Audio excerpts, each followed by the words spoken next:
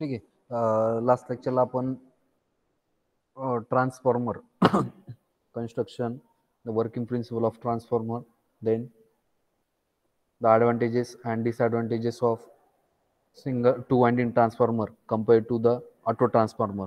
Then last point आपण discuss केलं होतं comparison between two winding transformer and auto transformer. ठीक आहे. In the case of two winding transformer, there is a two windings, primary winding as well as secondary winding, and both the winding are wound on separate limbs. The primary winding is connected to the supply side and always connected to the supply side, and secondary winding is always connected to the load side. ठीक आहे. So आपल्याला जर winding identify जर करायचं असेल की primary winding कुठली आणि सेकंडरी वाइंडिंग कुठली, तर ती आपण आयडेंटिफाय करू शकतो. तर जी वाइंडिंग आपण सप्लायला कनेक्ट केली तिला आपण प्रायमरी वाइंडिंग म्हणायची, आणि जी वाइंडिंग सेकंडरी साईडला म्हणजे लोड साईडला कनेक्ट केली तिला आपण सेकंडरी वाइंडिंग म्हणायची. ठीक आहे. त्यानंतर आपण कंपॅरेटिव्ह पॉईंट बघितलं होता टू वाइंडिंग ट्रान्सफॉर्मर आणि ऑटो ट्रान्सफॉर्मर. त्यामध्ये आपण ऑटो ट्रान्सफॉर्मरमध्ये बघितलं कन्स्ट्रक्शनमध्ये की ऑटो ट्रान्सफॉर्मरमध्ये there is a only one winding, it's act as a primary as well as secondary winding. ठीक आहे. ऑटो ट्रान्सफॉर्मरमध्ये एकच वाइंडिंग असेल, तीच प्रायमरी ॲज वेल ॲज सेकंडरी म्हणून ॲक्ट होत असते. आणि एक मेन डिफरन्स दोन्ही ट्रान्सफॉर्मरमध्ये आपण बघितलं की ऑटो ट्रान्सफॉर्मरमध्ये एक व्हॅरिएबल नॉब असतो. तो व्हॅरिएबल नॉब किंवा मुव्हेबल नॉब आपण व्हॅरी करून सेकंडरी साईडचं जे काही व्होल्टेज आहे ते आपण कमी किंवा जास्त इन्क्रीज किंवा डिक्रीज करू शकतो बाय युझिंग मुव्हेबल नॉब. ठीक आहे. तर तशी अरेंजमेंट तुमच्या टू वाइंडिंग ट्रान्सफॉर्मरमध्ये नसते. तर त्याचे आपल्याला नंबर ऑफ टर्न्स प्रायमरी किंवा सेकंडरी साईडचे जे काही नंबर ऑफ टर्न्स आहे तर त्या कमी जास्त करूनच आपल्याला जे काही व्होल्टेज किंवा करंट कमी किंवा जास्त करायचं असेल तर नंबर ऑफ टर्न्स व्हॅरी करून आपण ते करतो. ठीक आहे. त्यानुसार मग ट्रान्सफॉर्मरचे टाईप्स पण आपण बघितले होते, स्टेप अप ट्रान्सफॉर्मर आणि स्टेप डाऊन ट्रान्सफॉर्मर. ठीक आहे. त्यानंतर ॲडव्हान्टेजेस पॉईंट जर आपण ऑटो ट्रान्सफॉर्मरचा जर बघितला तर त्यामध्ये टू वाइंडिंग ट्रान्सफॉर्मरमध्ये जसं आपल्याला दोन वाइंडिंग मॅन्युफॅक्चर करावं लागतं, आणि जनरली आपण वाइंडिंग जी मॅन्युफॅक्चर करतो ती कॉपर मटेरियलची असते. So in case of auto transformer there is only one winding, so the copper material required for the manufacturing of winding is less. Therefore the cost, manufacturing cost as well as the design of auto transformer is very simple compared to the two winding transformer, right? Then पुढचा advantage जर बघितलं तर त्यामध्ये आपल्याला जर copper material किंवा winding एकच winding असल्यामुळे जर कॉपर मटेरियल कमी असल्यामुळे जे काही कॉपर लॉसेस त्या ट्रान्सफॉर्मरमध्ये होतात ते कमी असतात as compare to two winding transformer. त्यामुळे ऑटो ट्रान्सफॉर्मरची इफिशियन्सी ही जास्त असते compare to two winding transformer, right. त्यानंतर नेक्स्ट पार्ट आपण बघतोय त्याच युनिटमधला, युनिट नंबर 3 मधला आपला सेकंड पार्ट जो आहे तो आहे तुमचा single phase induction motor. Single phase induction motor किंवा त्यालाच आपण म्हणतो फ्रॅक्शनल हॉर्स पॉवर मोटर. आता single phase induction motor, induction motor कोणाला म्हणता, जी मोटर एसी सप्लायवरती वर्क होते तिला इंडक्शन मोटर आपण म्हणत असतो. आता 3 फेज इंडक्शन मोटर आणि सिंगल फेज इंडक्शन मोटर सप्लायच्या नेचरनुसार किंवा सप्लायचे टाइप्स जे आहे सिंगल फेज आणि 3 फेज असे दोन टाइप्स आहेत. ज्या मोटर 3 फेज सप्लायवरती वर्क होतं त्याला आपण 3 फेज इंडक्शन मोटर म्हणतो, आणि ज्या motor single phase 50 hertz AC सप्लायवरती वर्क होतं त्याला आपण सिंगल फेज इंडक्शन मोटर म्हणतो किंवा फ्रॅक्शनल हॉर्स पॉवर मोटर म्हणतो. ठीक आहे. सो जनरली ज्या मोटर्स एसी सप्लायवरती वर्क होतात त्याला आपण म्हणतो इंडक्शन मोटर. एवढं क्लिअर आहे. ठीक आहे. त्यानंतर आता हे जी काही सिंगल फेज इंडक्शन मोटर आहे तर त्या सिंगल फेज इंडक्शन मोटरमध्ये जर आपण कन्स्ट्रक्शन जर बघितलं तर कन्स्ट्रक्शनमध्ये जनरली दोन मेन पार्ट असतात. पहिला पार्ट असतो तुमचा स्टेटर, फर्स्ट पार्ट असतो तुमचा स्टेटर, आणि दुसरा मेन पार्ट असतो तुमचा रोटर. स्टेटर आणि रोटर. स्टेटर ऑलवेज म्हणजे जो काही आपण सप्लाय देतो, इनपुट देतो सिंगल फेज इनपुट, तर ते आपण स्टेटर वाइंडिंगला देतो. ठीक आहे. आणि रोटर वाइंडिंग ही तुमची रोटेटिंग मुवमेंटमध्ये असते. Stator is always stationary part आणि रोटर इज रोटेटिंग पार्ट. ठीक आहे. सो स्टेटर आणि रोटर असे दोन मेन पार्ट तुमच्या इंडक्शन मोटरमध्ये असतात. आणि स्टेटर आणि रोटरच्या मध्ये जो गॅप असतो, स्टेटर आणि रोटरच्या मध्ये जो गॅप असतो त्याला आपण म्हणतो एअर गॅप. कुठला गॅप म्हणतो? Air gap. ठीक आहे. सो त्यानंतर आपल्याला बघायचं आहे construction of single phase induction motor. A single phase induction motor has a two main part. First one is a stator and second one is a rotor. Stator is a stationary part and rotor is a rotating part. The stator winding is connected across a single phase AC supply. मी आता सांगितलं की जो काही supply आपण देतो मोटरला तो आपण स्टेटर वाइंडिंगला देतो, रोटर वाइंडिंगला नाही. सो जो काही एसी सप्लाय देतो single phase 50 hertz AC supply देतो तो कुठल्या वाइंडिंग देतो आपण स्टेटर वाइंडिंगला. ठीक आहे. So the AC supply is rotating magnetic field in the air gap between stator and rotor. ज्यावेळेस स्टेटर मधनं तुमचा करंट फ्लो होतो, करंट फ्लो झाल्यानंतर जे काही मॅग्नेटिक फील्ड किंवा जे काही रोटेटिंग मॅग्नेटिक फील्ड जी सेट होते, करंट फ्लो झाल्यानंतर जे रोटेटिंग मॅग्नेटिक फ्लक्स जे तयार होतात ते कुठे सेट होता, तुमच्या in between stator and rotor, ज्याला आपण काय म्हणतो एअर गॅप. सो ते एअर गॅप मध्ये तुमचे हे मॅग्नेटिक फील्ड सेट होते. ठीक आहे. आणि ती जी काही मॅग्नेटिक फील्ड आहे ती रोटेटिंग मुवमेंट मध्ये असते. सो त्या स्पीडला, त्या रोटेटिंग मॅग्नेटिक फील्डच्या स्पीडला आपण म्हणतो सिंक्रोनस स्पीड. कन्सेप्ट लक्षात घ्या. हा, ज्यावेळेस आपण स्टेटरला single phase 50 hertz AC supply देतो त्यावेळेस स्टेटर वाइंडिंग मधनं अल्टरनेटिंग करंट फ्लो होतो. Due to that alternating current the rotating magnetic field is set in between stator and rotor. ठीक आहे. स्टेटर आणि रोटरच्या मध्ये जो एअर गॅप असतो त्यामध्ये रोटेटिंग मॅग्नेटिक फील्ड सेट होते आणि जी रोटेटिंग मॅग्नेटिक फील्ड सेट होते त्या रोटेटिंग मॅग्नेटिक फील्डच्या स्पीडला आपण म्हणतो सिंक्रोनस स्पीड. कुठला speed? Synchronous speed. So the AC supply produces a rotating magnetic field in the air gap between stator and rotor. The field rotates at the speed is called as synchronous speed. आणि जो synchronous speed आहे तो आपण denote करतो capital N suffix S. N S synchronous speed आपण कशाने denote करतो? N suffix S.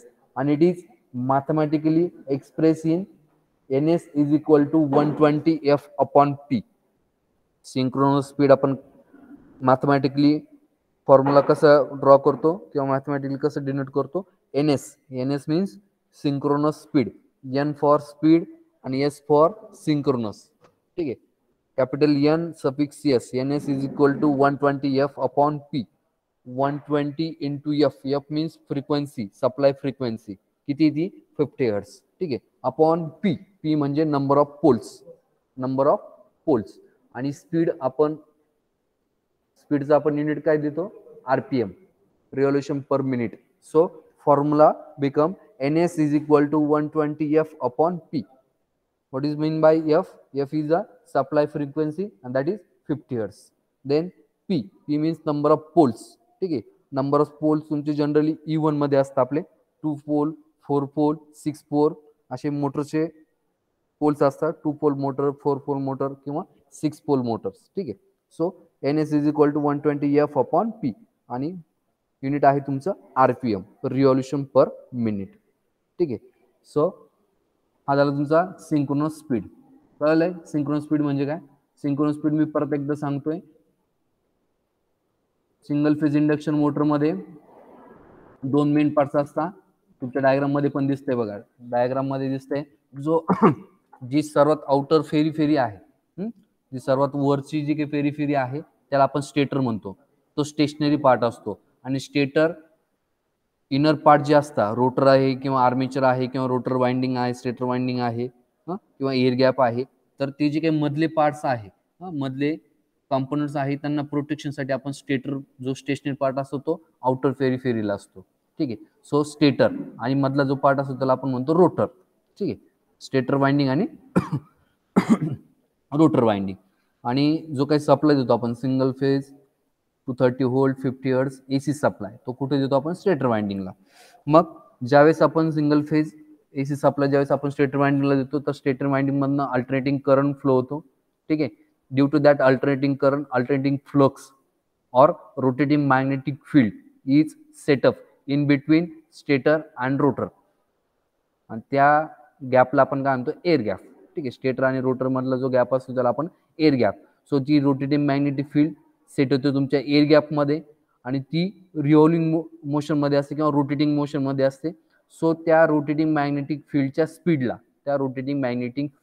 स्पीडला आपण म्हणतो सिंक्रोनस स्पीड. ठीक आहे. आणि रोटरच्या स्पीडला म्हणतो आपण ऍक्च्युअल स्पीड. ठीक आहे. मॅग्नेटिक फील्डच्या स्पीडला म्हणतो आपण सिंक्रोनस स्पीड. आणि ज्यावेळेस रोटर रोटेट होतो, मोटर ज्यावेळेस स्टार्ट होते, रोटर ज्यावेळेस रोटेट होतो त्या स्पीडला आपण म्हणतो ऍक्च्युअल स्पीड आणि तो डिनोट करतो आपण N. Capital N actual speed and synchronous speed, ह्या दोन कन्सेप्ट लक्षात आलाय. ठीक आहे. सो त्यानंतर principle of operation of single phase induction motor. So a single phase AC supply is connected to stator winding, right? This force an alternating current through the stator winding. ठीक आहे. ज्यावेळेस आपण stator वाइंडिंगला single phase AC supply connect करतो त्यावेळेस तुमचा alternating current stator winding मधनं flow होतो. This current produce an alternating flux in the air gap between stator and rotor. ठीक आहे. त्यानंतर the alternating flux passes over the rotor conductor and induce EMF into rotor winding due to transfer action. Okay, due to mutual induction action. Due to this induced voltage, a current starts flowing through the rotor conductor, and this current will then produce its own flux called as rotor flux. ठीक आहे.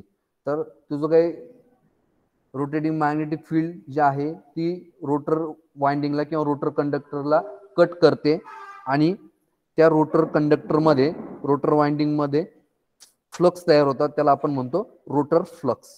The main flux produce by the stator winding interacts with the rotor flux to produce the torque. आणि torque produce झाला की तुमचं rotor काय होतं, rotate होतं. The rotor flux get produce due to the principle of induction, hence the name of this motor is induction motor. ठीक आहे. So ती जी काही फील्ड आहे रोटेटिंग मॅग्नेटिक फील्ड ही रोटर वाइंडिंगला कट करते, त्यामध्ये फ्लक्स इंड्यूस होतो. ते कुठल्या प्रिन्सिपल वरती, तो इंडक्शन प्रिन्सिपल वरती. त्यामुळे आपण जनरली जी मोटर एसी सप्लाय वरती वर्क होते त्या मोटरला आपण इंडक्शन मोटर म्हणतो असतो. ठीक आहे. It is important to a single phase induction motor are not self start. एक गोष्ट लक्षात असू द्या की जी काही सिंगल फेज इंडक्शन मोटर आहे ती सेल्फ स्टार्ट नसते. तर ती सेल्फ स्टार्ट करण्यासाठी आपल्याला त्या सिंगल फेज इंडक्शन मोटरच्या कन्स्ट्रक्शन मध्ये आपण चेंज केलेला आहे आणि त्यामध्ये एक ऑक्झिलरी वाइंडिंग, ठीक आहे, एक स्टार्टिंग वाइंडिंग ज्याला आपण म्हणतो. सो ती ऑक्झिलरी वाइंडिंग ऍडिशन मध्ये आपण करून ती मोटर आपण सेल्फ स्टार्ट केलेली आहे. ठीक आहे. सो हा एक पॉइंट लक्षात असू द्या की single phase induction motor does not self start. ठीक आहे. तर ही झाली तुमची सिंगल फेज इंडक्शन मोटरचा वर्किंग प्रिन्सिपल और ऑपरेशन. ठीक आहे. त्यानंतर तुमचा पॉइंट आहे comparison between polyphase induction motor and single phase induction motor. Polyphase म्हणजे काय, पॉली म्हणजे नंबर ऑफ. ठीक आहे. So number of phases. आता मॅक्झिमम फेजेस किती आहे आपल्या सप्लाय मध्ये, सिस्टीम मध्ये 3 फेजेस. ठीक आहे. सो 3 फेज एसी सप्लाय किंवा 3 फेज मोटर्स आणि दुसरे आहे सिंगल फेज मोटर. सो त्याला आपण म्हणतो पॉलीफेज म्हणजे 3 फेज इंडक्शन मोटर. लक्षात असू द्या. ठीक आहे. So comparison between polyphase induction motor and single phase induction motor. Single phase induction motor आता आपण बघितली. ठीक आहे. सिंगल फेज इंडक्शन मोटर तुमची single phase 230 volt 50 hertz AC supply. कधी पण आपण ज्यावेळेस डिनोट करतो, डायग्राम जरी ड्रॉ केली तर इनपुट लिहिताना जर एसी सप्लाय असेल तर त्याला आपण असं म्हणतो single phase 230 volt. Single phase झाल्यानंतर हा सप्लायचा टाईप झाला सिंगल फेज की 3 फेज, हा सप्लायचा टाईप. त्यानंतर व्होल्टेज रेंज लिहायची ती आहे 230 व्होल्ट.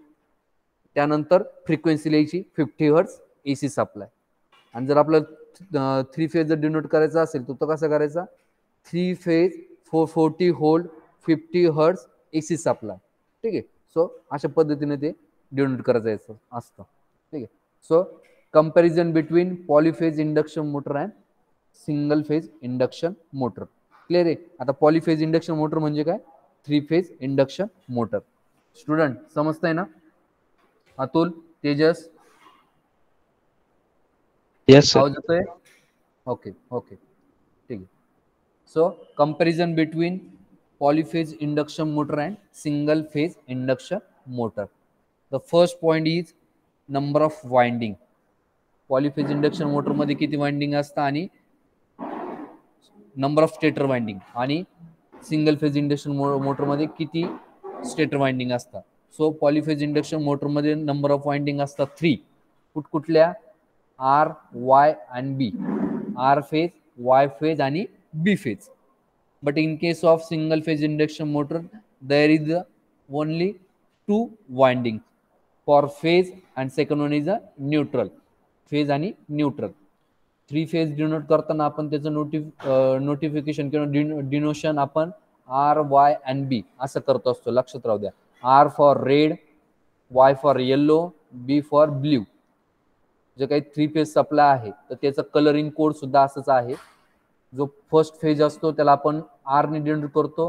म्हणजे जनरली त्याचा आपण जर वायरिंग करत असू, फिजिकली आपण जर कुठे वायरिंग करत असू 3 फेज वायरिंग, तर त्या ठिकाणी आपण जे काही इन्सुलेशन असतं, वायरचं इन्सुलेशन असतं, तर त्या वायरचा इन्सुलेशनचा जो कलर आहे आर फेज साठी आपण तो रेड घेत असतो, वाय फेज साठी येलो घेत असतो आणि बी फेज साठी ब्ल्यू घेत असतो. आणि न्यूट्रल साठी जनरली आपण ब्लॅक वायर ही चूज करत असतो.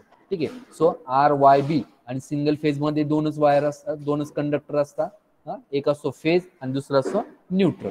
So number of stator winding in case of polyphase 3 and in case of single phase induction motor there is a 2 for phase and neutral. त्यानंतर next comparative point आहे centrifugal switch. Centrifugal switch आपण polyphase induction motor मध्ये use करत नाही. Polyphase induction motor म्हणजे 3 phase induction motor मध्ये मी आता सांगितलं की सिंगल फेज इंडक्शन मोटर ही तुमची सेल्फ स्टार्ट मोटर नाहीये, तर ती आपण सेल्फ स्टार्ट केली आहे by adding the auxiliary winding. ज्यावेळेस आपण आता सिंगल फेज इंडक्शन मोटरची ज्यावेळेस आपण बघू डायग्राम, वायरिंग कन्स्ट्रक्शन डायग्राम, त्यावेळेस तुम्हाला समजेल की ऑक्झिलरी वाइंडिंग आपण कुठे ऍड केलेली आहे. ठीक आहे. सो ती जी ऑक्झिलरी वाइंडिंग आहे ती फक्त at the time of starting सर्किटमध्ये प्रेझेंट असते. जोपर्यंत तुमची मोटर ही पूर्णपणे स्टार्ट होत नाही तोपर्यंतच ती ऑक्झिलरी वाइंडिंग, त्याच्यामुळे तिला नाव दिले आपण ऑक्झिलरी वाइंडिंग किंवा रनिंग वाइंडिंग म्हणतो. तिला ऑक्झिलरी वाइंडिंग किंवा स्टार्टिंग वाइंडिंग म्हणतो. फक्त at the time of starting, जोपर्यंत मोटर पूर्ण स्पीडने रोटेट होत नाही तोपर्यंत फक्त ती ऑक्झिलरी वाइंडिंग सर्किटमध्ये प्रेझेंट असते. आणि ज्यावेळेस मोटर पूर्ण स्पीडने रन होईल, त्याच्या रेटेड स्पीडने ज्यावेळेस रन होईल त्यावेळेस तुमची जी ऑक्झिलरी वाइंडिंग आहे, जी स्टार्टिंग वाइंडिंग आहे, ती सर्किट पासून डिस्कनेक्ट होते. ठीक आहे. सो ती डिस्कनेक्ट करण्यासाठी जे स्विच लागतं आपल्याला, तर त्या स्विचला आपण म्हणतो सेंट्रिफ्युगल स्विच. कुठलं स्विच? Centrifugal switch. आणि त्यामुळे सेंट्रिफ्युगल स्विच हे आपण सिंगल फेज इंडक्शन मोटर मध्ये यूज करतो. 3 फेज इंडक्शन मोटर मध्ये सेंट्रिफ्युगल स्विच यूज करण्याची गरज पडत नाही. क्लिअर. त्यानंतर पुढचा कंपॅरेटिव्ह पॉइंट आहे supply voltage. Obviously 3 phase supply आहे त्यामुळे सप्लाय व्होल्टेज किती असेल? 3 फेज इंडक्शन मोटर आहे त्यामुळे त्या मोटरला कुठला सप्लाय द्यावा लागेल? सिंगल फेज की 3 phase? Anyone? 3 phase induction motor आहे त्यामुळे त्या मोटरला कुठला सप्लाय द्यावा लागेल? 3 फेज की सिंगल फेज? स्टुडंट, सिंपल एकदम. 3 फेज इंडक्शन मोटर त्याच्यामुळे सप्लाय कुठला असेल? 3 फेज की सिंगल फेज? गुड संकेत. ओके ओके ओके ओके ठीक आहे. सो 3 फेज इंडक्शन मोटर आहे तो 3 फेज 440 व्होल्ट सप्लाय आपल्याला द्यावा लागेल. ठीक आहे. आणि जर सिंगल फेज इंडक्शन मोटर असेल तर सिंगल फेज 230 व्होल्ट. ठीक आहे. त्यानंतर पुढचा कंपॅरेटिव्ह पॉइंट आहे स्लिप रिंग्स. स्लिप रिंग, आता ज्यावेळेस तुम्ही 3 फेज इंडक्शन मोटरचं जर कन्स्ट्रक्शन डायग्राम जर बघितलं ना तर रोटर वाइंडिंगच्या सिरीज मध्ये स्लिप रिंग ऍड केलेले असतात. का बरं? तर टॉर्क इम्प्रूव्ह करण्यासाठी. ठीक आहे. स्टार्टिंग टॉर्क इम्प्रूव्ह करण्यासाठी आपण ती स्लिप रिंग ऍड केलेली असते. तर 3 फेज इंडक्शन मोटर तुमच्या सिलेबस मध्ये नाहीये, फक्त एवढं लक्षात असू द्या की स्लिप रिंग आपण 3 फेज इंडक्शन मोटर मध्ये यूज करतो, सिंगल फेज इंडक्शन मोटर मध्ये स्लिप रिंग यूज करत नाही. ठीक आहे. एवढं फक्त कन्सेप्ट लक्षात राहू द्या. स्लिप रिंग काय असतं? तर रोटर वाइंडिंगच्या सिरीज मध्ये ऍड करतो, पण ते कुठल्या मोटरमध्ये? 3 फेज इंडक्शन मोटर मध्ये. तो पार्ट तुम्हाला नाहीये. तर सिंगल फेज इंडक्शन मोटर मध्ये स्लिप रिंग यूज होत नाही. त्यानंतर पुढचा कंपॅरेटिव्ह पॉइंट आहे torque producing capacity. Torque producing capacity. कुठल्या मोटरची टॉर्क प्रोड्युसिंग कॅपॅसिटी जास्त असेल? तर ऑब्विसली पॉलिफेज इंडक्शन मोटर म्हणजे 3 फेज इंडक्शन मोटरची टॉर्क प्रोड्युसिंग कॅपॅसिटी ही जास्त असते compare to single phase induction motor. त्यानंतर नेक्स्ट कंपॅरेटिव्ह पॉइंट आहे तुमचा ऍप्लिकेशन. 3 फेज इंडक्शन मोटर कुठे यूज होते आणि सिंगल फेज इंडक्शन मोटर कुठे यूज होते? So three phase induction motor generally high power industry application, ठीक आहे. कन्व्हेअर बेल्ट्स असतात, ठीक आहे, इलेव्हेटर्स असतात. तुम्ही जर शॉपिंग मॉलमध्ये जर गेले तर शॉपिंग मॉलमध्ये जे कन्व्हेअर्स असतात किंवा लिफ्ट्स असतात, ठीक आहे, इलेव्हेटर्स असतात. सो त्या इलेव्हेटर्समध्ये स्टेप्स असतात ना, रोटेटिंग स्टेप्स, ठीक आहे, त्याला आपण इलेव्हेटर्स म्हणतो, ठीक आहे. सो त्या इलेव्हेटर्समध्ये किंवा तुमची लिफ्ट असते, ठीक आहे. हाय व्होल्टेज ऍप्लिकेशनसाठी आपण three phase induction motor use करतो. आणि सिंगल फेज इंडक्शन मोटर आपण जनरली कुठे यूज होतो, लो पॉवर डोमेस्टिक पर्पज. म्हणजे कुठे आपण घरात आपल्याला वॉटर पंपिंगसाठी आपण जे काही म्युन्सिपल कॉर्पोरेशनचं जे पाणी येतं ते जर आपल्याला टँकमध्ये जर आपल्याला टाकायचं असेल तर त्यासाठी आपण वॉटर पंपिंगसाठी ही टिल्लू मोटर, आपण बऱ्याच वेळेस आपण तिला आपल्या भाषेमध्ये टिल्लू मोटर म्हणतो, ठीक आहे. सो ही टिल्लू मोटर म्हणजे तुमची सिंगल फेज इंडक्शन मोटर असते. किंवा तुमच्या घरात सिलिंग फॅन आहे, प्रत्येकाच्या घरात फॅन आहे सिलिंग फॅन, तर त्या सिलिंग फॅन मध्ये तुमची ही single phase induction motor use होते, ठीक आहे. आता एक्झॅक्टली ती कुठल्या टाईपची मोटर आहे सिंगल फेज मध्ये ते आपण पुढे गेल्यानंतर तुम्हाला समजेल तर ही कुठल्या टाईपची मोटर आहे. तर फॅन मध्ये सिंगल फेज इंडक्शन मोटर असते. तर अशा ऍप्लिकेशनसाठी आपण generally single phase induction motor use करत असतो. त्यानंतर लास्ट कंपॅरेटिव्ह पॉईंट आहे डायरेक्शन रिव्हर्सल. जर त्या मोटरची डायरेक्शन जर आपल्याला रिव्हर्स करायची असेल, फॉरवर्ड आणि बॅकवर्ड, फॉरवर्ड आणि रिव्हर्स जर करायची असेल तर ती कुठल्या मोटरमध्ये पॉसिबल आहे, थ्री फेज इंडक्शन मोटरमध्ये.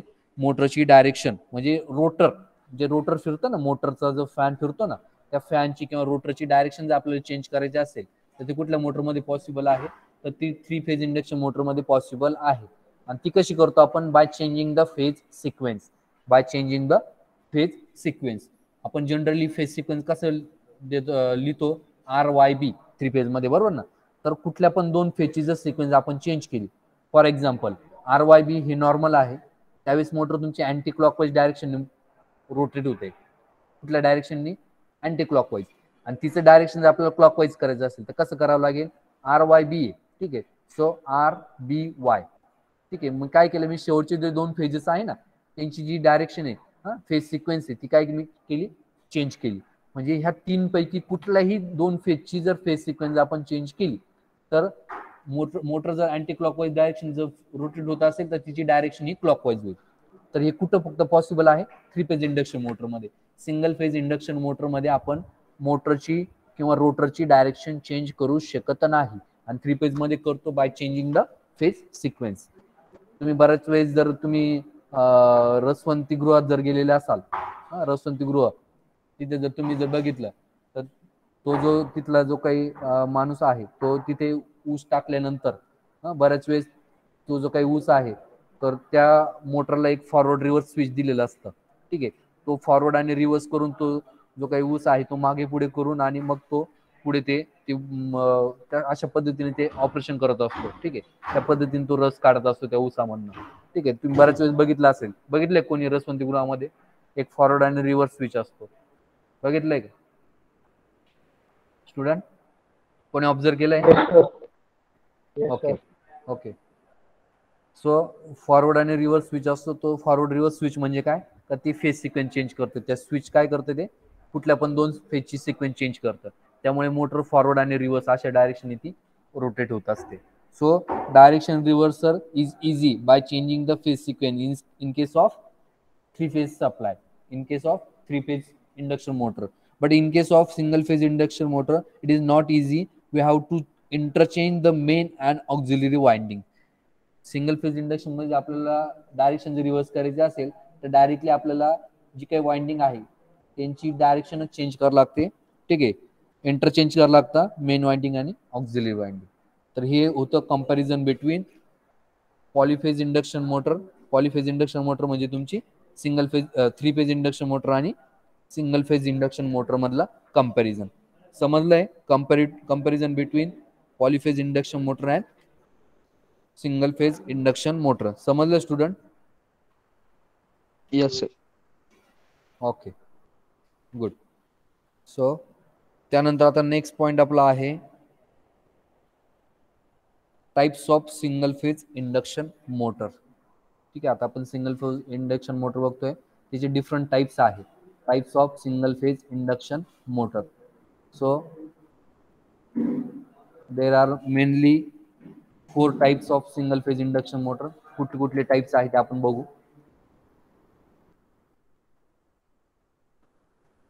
Okay, so types of single phase induction motor. First type आहे तुमचा सिंगल फेज इंडक्शन मोटर मधला, तो आहे तुमचा स्प्लिट फेज इंडक्शन मोटर. कुठला आहे? Split phase. सेकंड टाइप आहे कॅपॅसिटर स्टार्ट इंडक्शन मोटर. आणि लास्ट टाइप आहे शेडेड पोल इंडक्शन मोटर. ठीक आहे. सो आपल्याला काय करायचं आहे की 1 बाय 1 हे जे काही टाइप्स आहेत मोटरचे, तर ते आपल्याला त्यांचं कन्स्ट्रक्शन डायग्राम आणि त्यानंतर त्यांची ॲप्लिकेशन, त्यांचे ॲडव्हान्टेजेस आणि डिसॲडव्हान्टेज आपल्याला बघायचे आहे.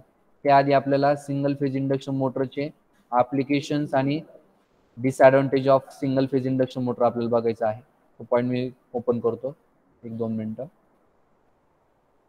Okay, so the application of single phase induction motor.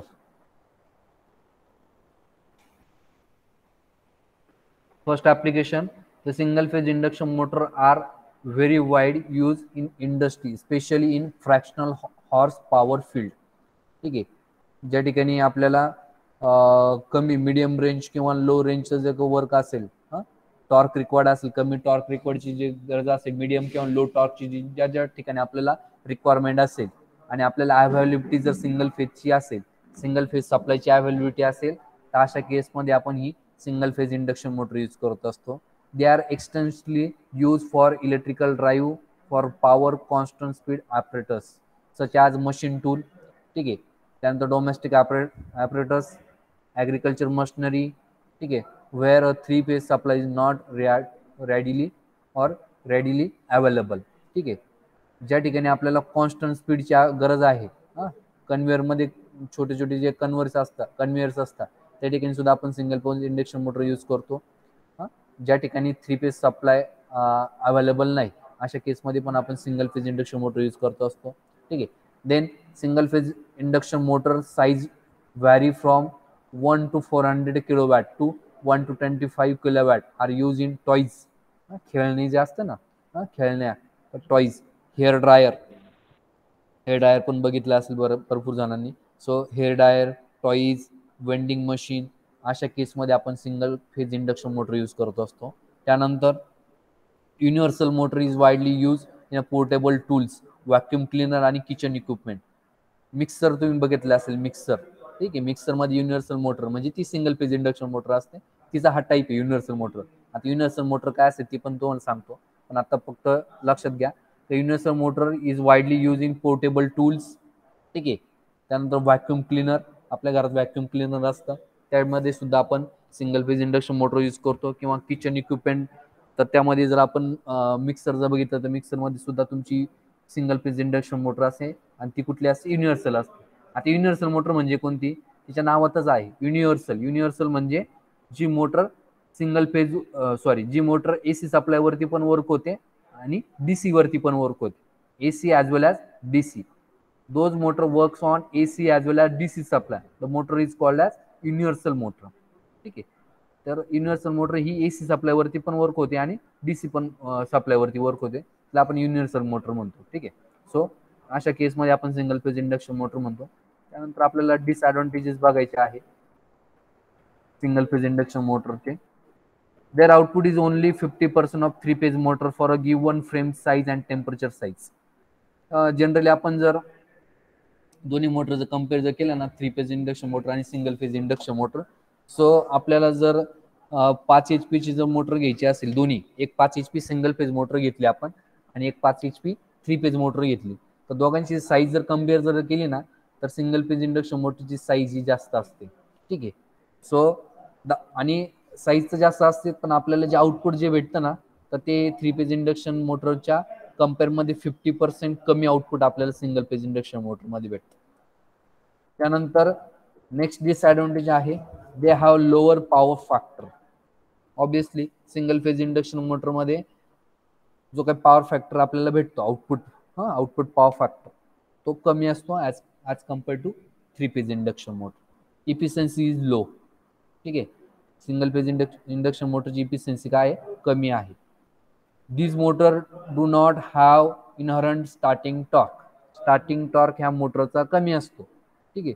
So starting torque कमी असल्यामुळे ती मोटर सेल्फ स्टार्ट नसते सिंगल फेज. त्यामुळे आपण ती सेल्फ स्टार्ट करण्यासाठी एक ॲडिशनल वाइंडिंग त्यामध्ये ॲड केलेली आहे. तिला आपण म्हणतो स्टार्टिंग वाइंडिंग किंवा ऑक्झिलरी वाइंडिंग. ठीक आहे. त्यानंतर पुढचा डिसएडव्हांटेज आहे सिंगल फेज इंडक्शन मोटरचा, motor expensive than 3 phase motor of the same output. मी आता सांगितलं, आपण जर मार्केटमधनं 5 HP जर 2 मोटर आणल्या, HP म्हणजे माहिती आहे ना, हॉर्स पॉवर. ठीक आहे. सो 5 HP 2 मोटर आणल्या, एक 3 फेज मोटर आणली आणि एक सिंगल फेज मोटर आणली, तर दोघांची जर प्राइस जर आपण कम्पेअर जर केली ना, तर सिंगल फेज इंडक्शन मोटरची प्राइस जास्त असते आणि शिवाय आउटपुट सुद्धा आपल्याला कमी भेटते. ठीक आहे, as compare to 3 phase. So हा एक डिसएडव्हांटेज आहे, more expensive than 3 phase motor of the same output. आणि लास्ट डिसएडव्हांटेज आहे low overload capacity. Single phase induction मोटरची जी काही लोड कॅरिंग कॅपॅसिटी आहे, लोड कॅरिंग कॅपॅसिटी कमी असते as compare to 3 phase induction motor. ही झाली तुमचे application and disadvantages of single phase induction motor. आणि आता आपण मग बोलतो आहे की types of induction motor. There are mainly 4 types of single phase induction motor. मी आता सांगितलं. First type is split phase induction motor. Second one is a capacitor start induction motor. And last one is a capacitor run induction motor. आणि last one is a shaded pole induction motor. 4 types आहे. पहिला type मी तुम्हाला सांगितला, split phase capacitor start induction motor. त्यानंतर capacitor start capacitor run induction motor. आणि last one is a shaded pole induction motor. अशी 4 types आहे. So आता आपल्याला काय करायचं आहे, प्रत्येक जी टाइप्स आहे सिंगल फेज इंडक्शन मोटर, त्याची आपल्याला अशी एक कन्स्ट्रक्शन डायग्राम बघायची आहे. हे बघा, इथे डायग्राम दिलेली आहे बघा, schematic diagram of split phase induction motor. ठीक आहे. तर ही डायग्राम आपल्याला बघायची आहे. त्यानंतर मग त्यांचं कन्स्ट्रक्शन बघायचं आणि 1 बाय 1 त्यांचे मग ऑपरेशन आणि त्यानंतर मग application of that particular motor. ठीक आहे. सो आता तुमच्या स्क्रीनवरची जी डायग्राम दिसते आहे ती आहे तुमची स्प्लिट फेज इंडक्शन मोटरची डायग्राम आहे. आता त्यामध्ये जर आपण बघितलं तर इनपुट साईडला तुमचा या इथे तुम्हाला दिसतंय बघा, हा व्ही दिसतोय ना, व्ही. हा व्ही म्हणजे तुमची इनपुट आहे. तर इथे आपण काय देतो, सिंगल फेज AC सप्लाय. ठीक आहे. त्यानंतर ही मेन वाइंडिंग आहे, ही परमनंट वाइंडिंग आहे. ही मेन वाइंडिंग, हिला आपण रनिंग वाइंडिंग पण म्हणतो, मेन वाइंडिंग और रनिंग वाइंडिंग. त्यानंतर मी तुम्हाला मागापासून जे सांगतोय ना, ऑक्झिलरी वाइंडिंग ज्याला आपण म्हणतो किंवा स्टार्टिंग वाइंडिंग, ती ही वाइंडिंग बघा, स्टार्टिंग वाइंडिंग, ही मेन वाइंडिंग आणि हा तुमचा सेंट्रिफ्युगल स्विच. हे झालं स्टेटर आणि हा झाला तुमचा मध्ये जो सर्क्युलर जो पार्ट दिसतोय केज रोटर, त्याला नाव दिलेलं आहे, तर तुमचा रोटर. आणि ही तुमचा क्रॉस सेक्शनल व्ह्यू, जसं तुम्ही मेकॅनिकलच्या लँग्वेजमध्ये म्हणता ना क्रॉस सेक्शनल व्ह्यू, तर हा क्रॉस सेक्शनल व्ह्यू तुम्हाला दिलेला आहे. ए डायग्राम मध्ये तुमचा क्रॉस सेक्शनल व्ह्यू आहे. तर त्यामध्ये जी आउटर पेरिफेरी आहे ती तुमचं स्टेटर आहे, इनर पेरिफेरी जी आहे ती तुमचा रोटर आहे, आणि आपण जो सप्लाय देतो तो कुठे देतो, तुमचा स्टेटर वाइंडिंग. अशा पद्धतीने कन्स्ट्रक्शन कळतंय. ही बघ, ही तुमची हा सिंगल फेज AC सप्लाय आहे. त्यानंतर ही तुमची मेन वाइंडिंग आहे, तिला आपण रनिंग वाइंडिंग पण म्हणतो. त्यानंतर ही तुमची स्टार्टिंग वाइंडिंग आहे, तिला आपण ऑक्झिलरी वाइंडिंग पण म्हणतो. आणि हा तुमचा सेंट्रिफ्युगल स्विच आहे. आणि हे तुमचं रोटर आहे, मध्ये जे सर्क्युलर दिसतं हे तुमचं रोटर. आणि हे जे 2 वाइंडिंग जे आहे सेंट्रिफ्युगल स्विच आहे ते तुमचं स्टेटर आहे. ठीक आहे, स्टेटर आणि रोटर. आता आपण याचे जे कन्स्ट्रक्शन किंवा त्याचं जे वर्किंग प्रिन्सिपल आहे तर ते आपण नेक्स्ट लेक्चरला बघू.